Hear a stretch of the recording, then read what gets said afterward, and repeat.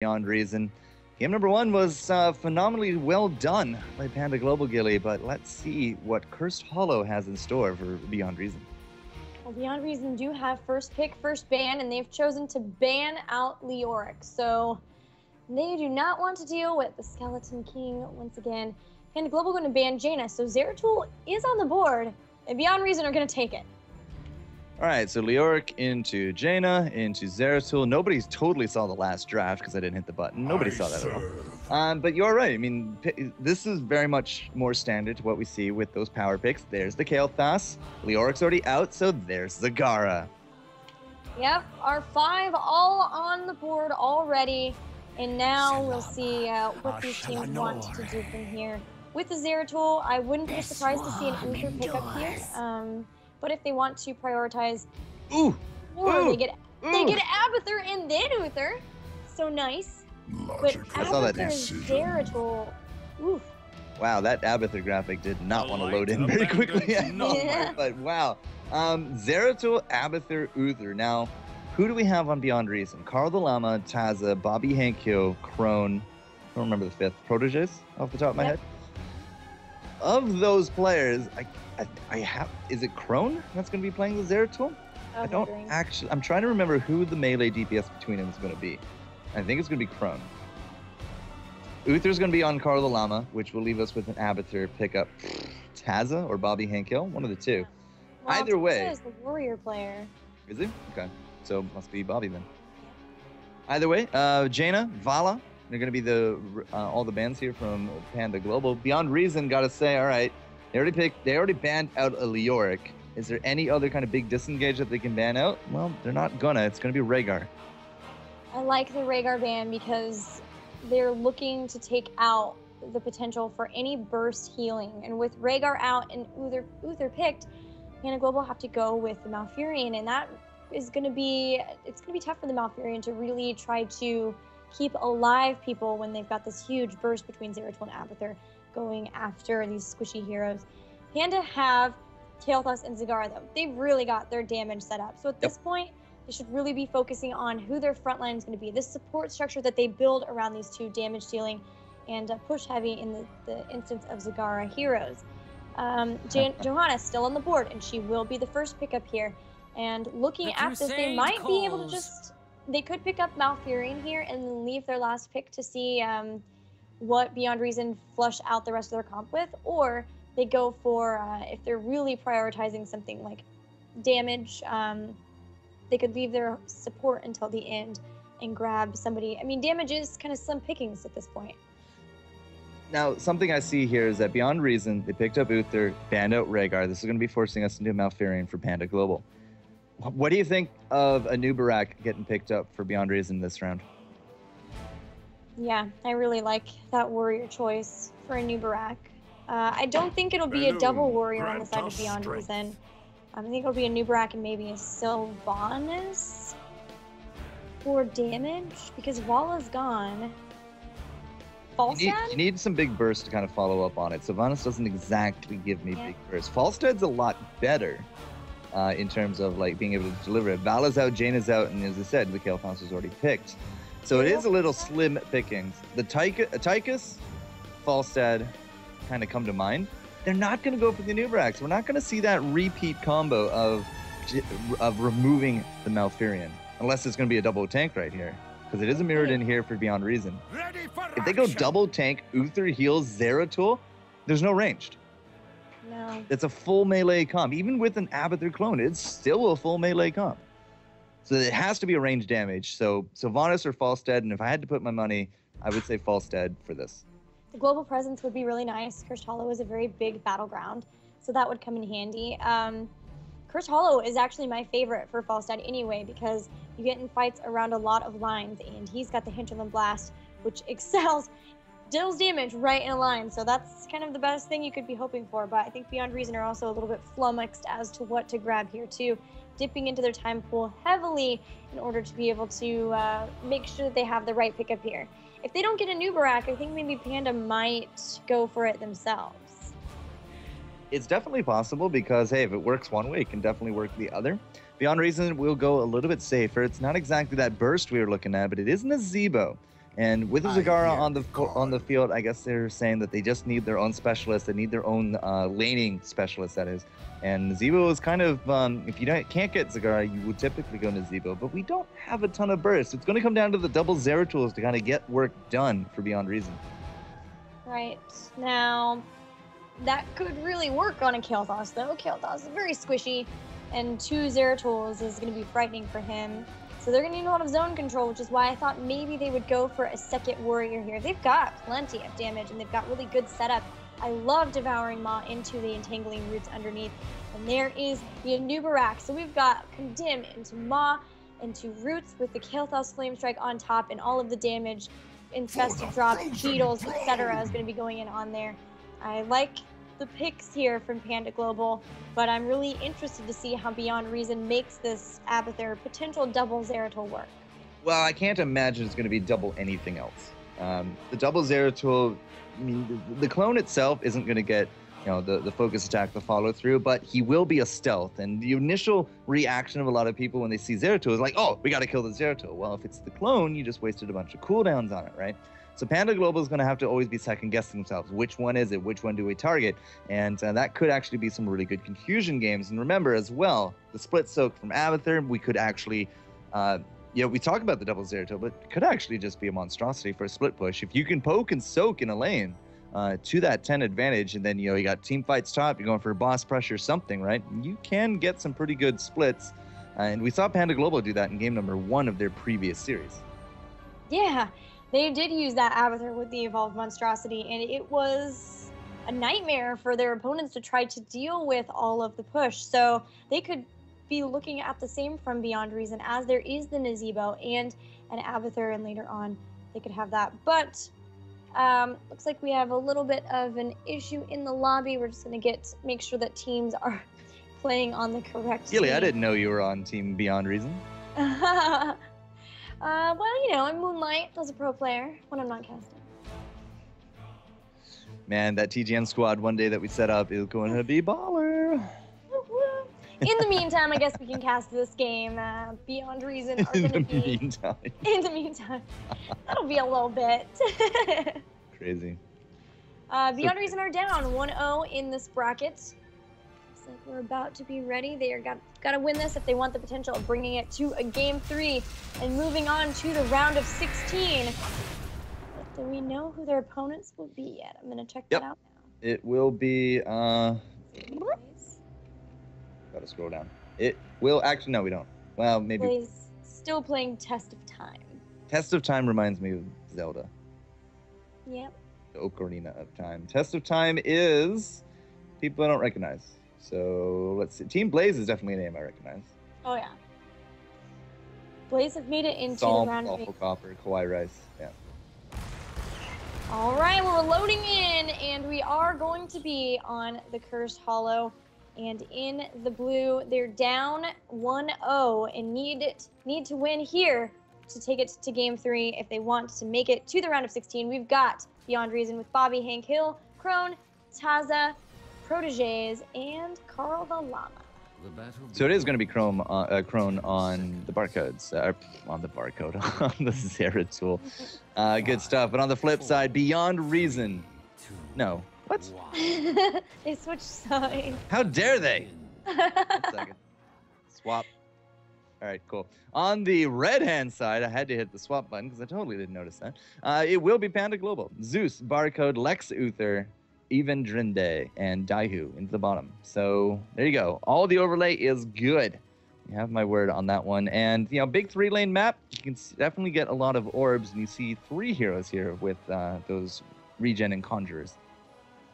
Yeah, Zeratul going to be going for that a little safer instead of doing the season marks, which we've seen a few times. Pressurized Glands pick up from the Abathur, so focusing more on his ability to augment the damage. It's going to be more focused on the Zeratul versus the survival instincts type of thing that we saw earlier. There's nobody bottom. There we go. Carl's finally going to show up there. I expected the clone, or not the clone, I expected the Locust to be showing up bottom to help just, soak that lane temporarily, but Nope, Carl the Llama's going to draw the short straw. He's going to be down there. Taz and Ivan Drinde are not going to get much done. It's all about this push right now from Zeus up top as well as the Nubarak bottom. I don't think these lane setups are ideal from Beyond Reason.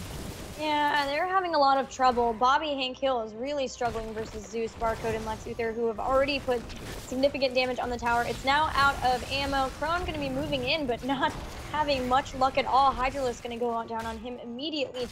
Zeus sees him, says, yeah, okay, it's a Zeratul. As soon as you come in here, have fun with a Hydralisk in your face.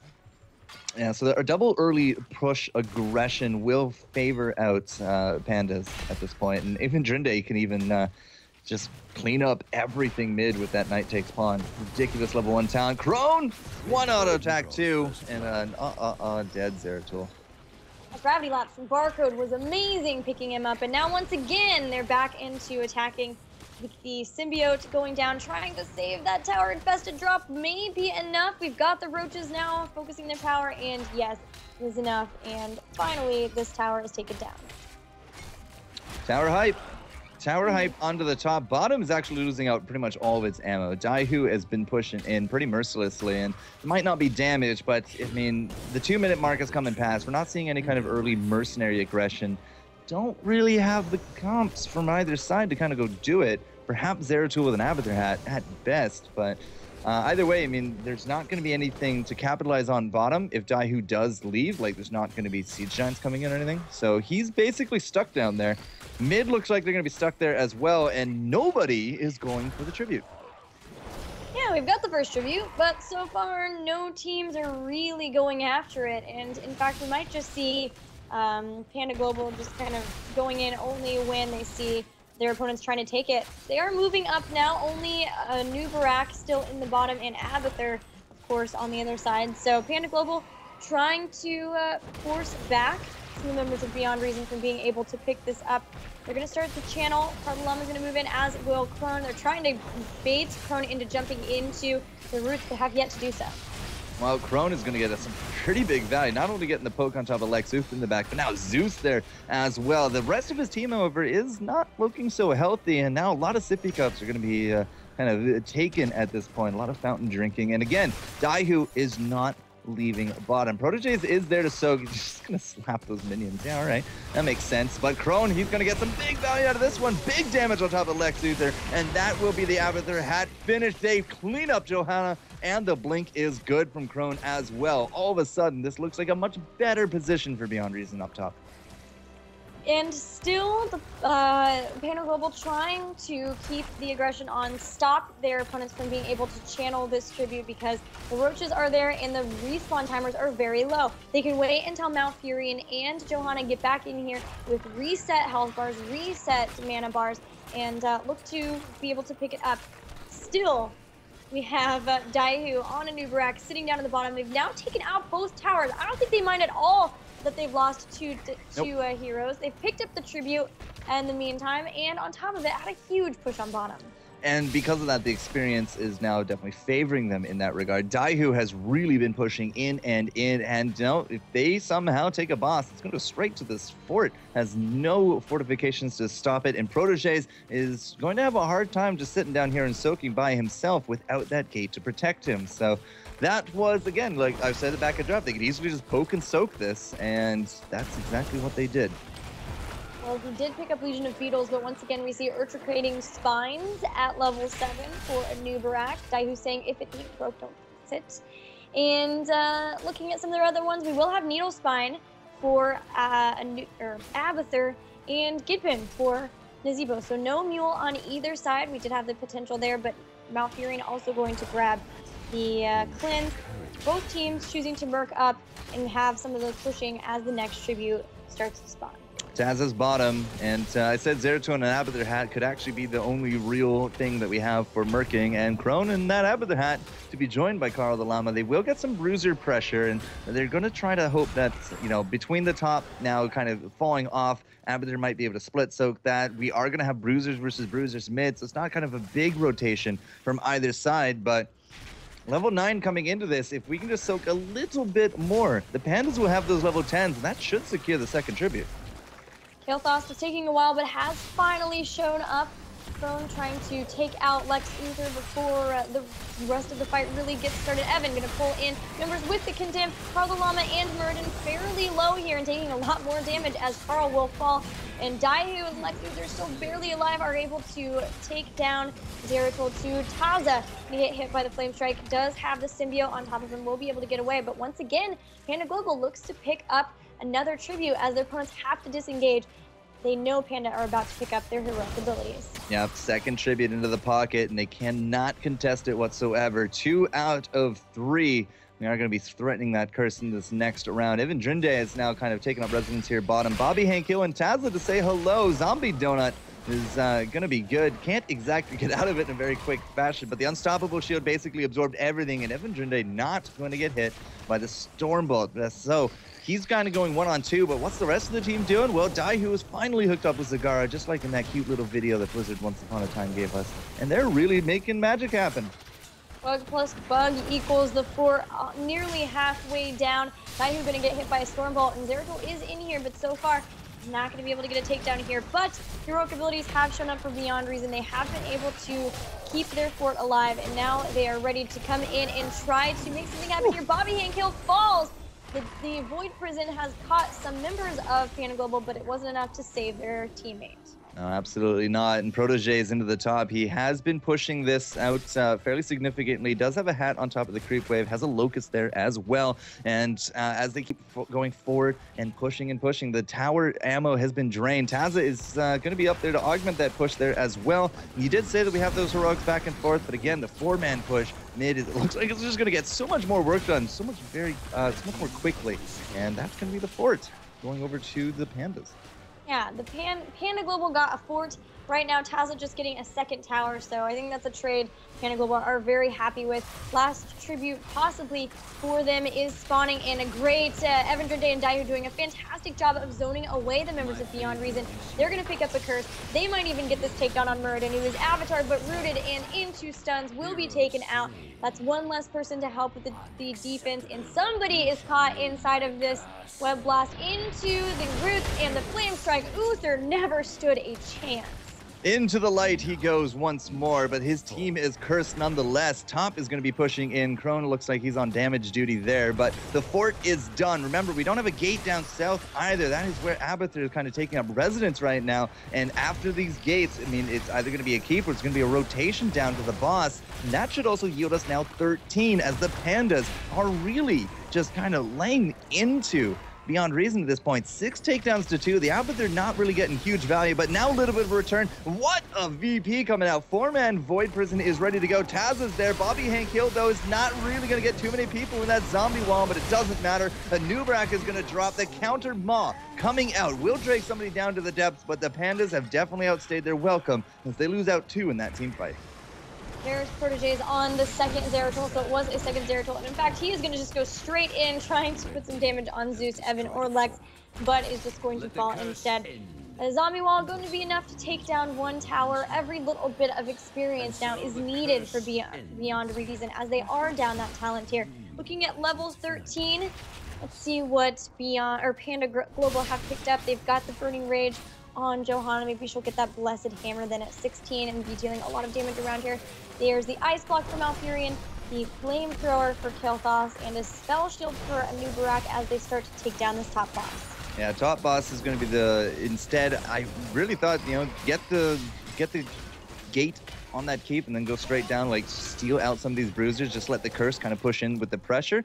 But it didn't actually end up to be, because Beyond Reason did actually put up a really nice offensive front. Proteges has to vacate out of the top, but here comes that boss. It's going to be marching its way down to the keep, and will that pressure be enough for the Pandas to kind of go for this one uncontested? A lot of team members of Beyond Reason into the top lane for the defense, but will they stay there? Looks like they are starting to rotate, because if it's one boss, you can almost guarantee the second is on the docket. This means that they are going to be letting the boss push, and Panda Global are going to leash it. They're going to move away.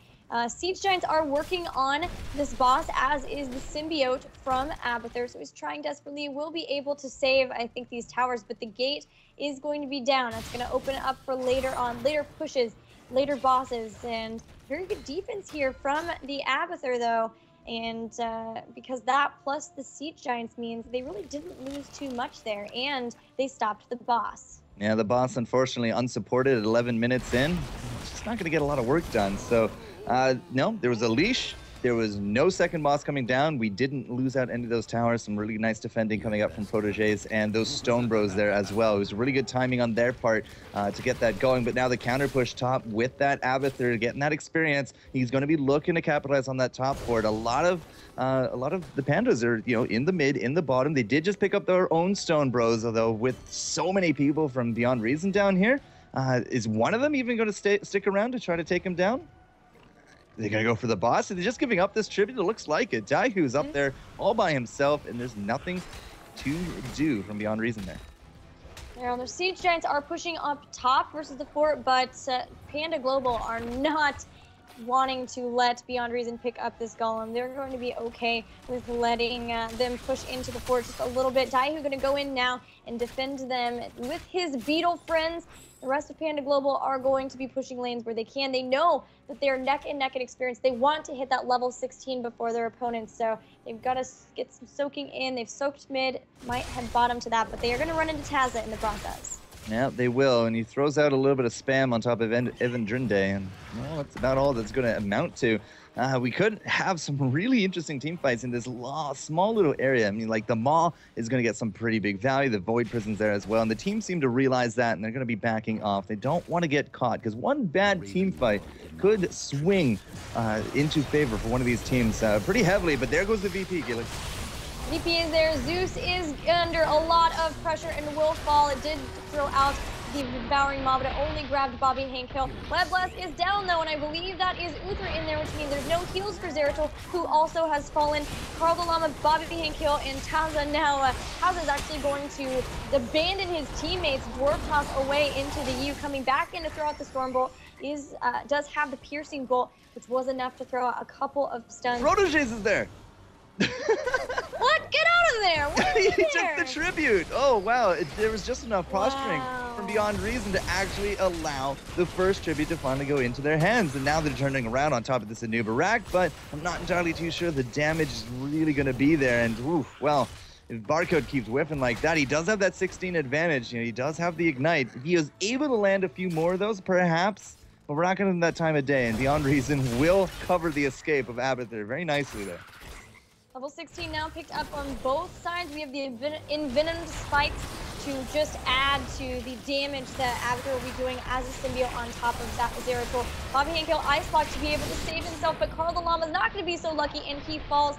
An Ice Block going down on Lex Uther to keep him nice and healthy, despite the fact that somebody has been web blasted, or they're going to catch the Zeratul who was web blasted. So Web Blast went down on Zeratul, and he is not making it out. Only Nazebo and Murden going to survive that onslaught. Tribute spawning, but Panda Global really want to pick up this boss instead. And if they do pick up this boss and they don't show themselves mid, could we actually see Protégés going for it? He's behind that wall. He's gonna go for it. He's doing it. He's doing it. It's doing it, team. This is happening, but Evan Drinde is gonna be there. He does get noticed. Taza, I don't think Evan Drinde, can he hit him from there? He can. Did it.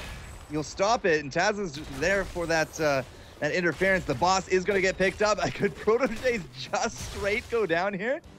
Go after him, go!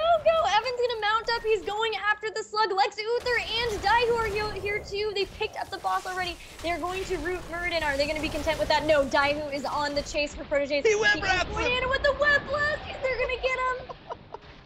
Daihu with the web blast at the end of it all. This is probably it for Protégés. He will drop. The boss not only went over to the Pandas, and it's now starting to do work bottom, but the second tribute now threatening the curse on the next one from Evan Drinde, and some power plays right there. Protégés got to be feeling real silly after that one. Yeah, they've basically, Panda Global said, fool me once, shame on you, fool me twice, shame on me. We're not going to let that happen. So they went after, they saw the Abathur, they knew that was a possibility. They knew that Protégés had done that in the past. They were able to capitalize on it, taking down the slug. That's a little bit of a window here. No pushing happening from him. They are going to be able to pick up this boss. Like you mentioned before, they're threatening a curse. They have all of their forts still remaining while they've taken down all the forts and even structures in front of the keeps for their opponents. This is looking very good for Panda Global. Yeah, absolutely. Panda, if they can solidify this win, it will be a 2-0, and their map positioning is pretty much on point. There's another boss coming down through the top. Now, we did actually pick up the Siege Giants, so they'll help out a little bit, but they're a little too far forward. I think they're just, yeah, just going to leave it alone and turn right back around. So not only do Beyond Reason have to deal with the boss up top, now they're trying to make sure that they don't get their curse, or they themselves don't get cursed. It's up to them to make this happen, but it's a tall order.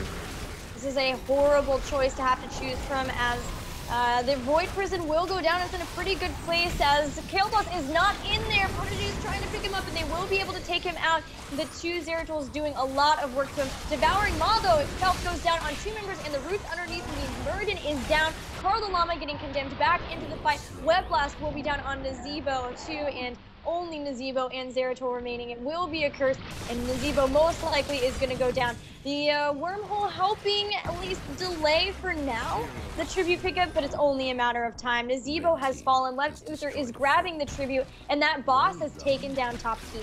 It has taken down Top Keep. Might even take that tower, but nope, didn't have enough hit points in the bank. 20 seconds left and a curse, Gilly, and all, well, not all 5, but we're missing that Kael'thas at this point. Are we going to go for the keeps, or are we going to go for the core? Well, they took down mid. I think they're not feeling confident enough without the damage of Kael'thas, so it looks like it will be all of the keeps. They want to make sure that they've got catapults pushing in their favor in every single lane. It'll really make it much more difficult for Abathur to be able to continually push down lanes. And Krone's moving in, as is Taza, who has thrown down the Storm Bolt. They're trying to catch Lex Uther, is low on mana, but they're going to be able to mount up and get away after picking up all 3 keeps. No structures remaining except for the core for Beyond Reason. The old 3 keep swing. Not only did the boss take 1, but the curse yielded the other 2, all within about the same level. And that also gives us level 20 and a good boost towards 21 for the Pandas as they come in with Rewind, Storm Shield, and triple bolt of the storms. Good luck with mobility on this one. Like, the double Zeratools have kind of been working. They did remove the Kael'thas out of the fight very early in our last round, but that didn't kind of address the big issue. They got to get a Zagara instead of, like, the Kael'thas out of that, because that Maw absolutely wrecked Beyond Reason. Yeah, these Maws have been really on point, and especially, like you mentioned before, there's a lot of tight corridors that really add to that. And now with a level 20, the Storm Talents, and still a full level to go for Beyond Reason, this is looking pretty rough for them as their opponents are pushing in with these bruisers. They've nearly gotten themselves up to the core. They're really forcing a fight here. And without the Storm Tier Talents, they're still going to make Beyond Reason fight them here. Yeah, Proteges, there's the double Zeratul in the back. Another great VP, and it's only Barcode left, and he blinks into it. The bolt of the storm will keep him alive at least a little bit longer. The Storm Shield comes out, and Kael'thas will still drop to that double-bladed aggression, but still the Maw, the roots, it's good. Uther is down. He's not 20. He does not have that redemption. Another Web Blast off to the side as Bobby Hank Hill has to use out that ice block. Looks like he's going to be okay. Taza trying to defend out against Chrome, but Chrome is just going to turn right back around here on top of Zeus. Big stun, big team support. Zeus is actually going to drop, but still the roots are good. Zeratul and Muradin are going to go down, and Bobby Hank Hill is left to his own devices trying to take down Lex. He'll blink forward at level 20 with that bolt, and he will grab the shot, but it is going to be GG as the core is falling. 3 sets of counterbolts. The Stone Bros and the Daihu and Evandrinde will seal the deal, and this will be a 2-0 for the Pandas as they move on into the round of 16. Wow, what amazing team synergy from Panda Global with the Zagara, the Devouring Maw, into the Entangling Roots. You mentioned that the double Zeratul was able to take Kael'thas out of the fights. They were able to get him out. Such a really fantastic Void Prisons to grab everyone else but Barcode, trying to take him out, trying to make sure that those flame strikes weren't an issue. But in the amount of time that it took for them to finally get him, especially that time when Barcode was able to bolt into the middle of the Void Prison and the rest of his team, they were able to get some serious work done to the rest of the team. They had Johanna and Anubarak. They had Johanna with the Blessed Shield and the Burning Rage dealing damage all around her, and they were all in like very close quarters. They had a couple of flame strikes from Kael'thas. Zagara was doing so much work.